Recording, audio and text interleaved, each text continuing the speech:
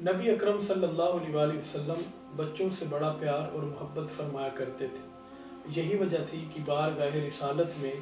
ہر وقت ننھے بچے بھی حضور علیہ السلام کی مجلس میں بیٹھا کرتے تھے اور حضور کی باتیں سنا کرتے تھے۔ انہی بچوں میں سے ایک ننھی صحابیہ حضرت روضہ رضی اللہ تعالی عنہ تھی، جو حضور کی بارگاہ میں بیٹھی رہتی تھی۔ ایک دن وہ حضور کی بارگاہ میں موجود تھی کہ ایک شخص آیا اور اس نے اندر آنے کی اجازت طلب کی،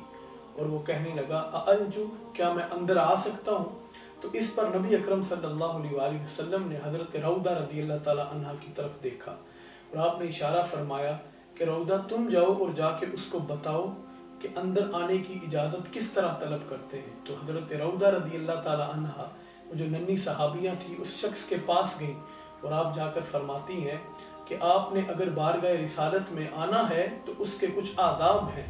وہ آداب کیا ہے کہ آپ جب حضور کی بارگاہ میں آئیں تو آپ اس طرح اجازت طلب کریں، پہلے کہیں السلام علیکم ادخل، پہلے سلامتی بھیجیں، اس کے بعد اندر آنے کی اجازت مانگیں۔ تو اس طرح بارگاہ رسالت میں بیٹھے چھوٹے بچے بھی دیکھیں کس طرح نبی اکرم صلی اللہ علیہ وسلم کا دین سیکھتے تھے اور لوگوں تک وہ دین پہنچایا بھی کرتے تھے، اور حضور ننھے بچوں کی بھی اس طرح تربیت فرماتے تھے کہ وہ بھی آگے جا کر حضور کا دین لوگوں تک پہنچاتے تھے اور لوگوں کی اصلاح کرتے تھے۔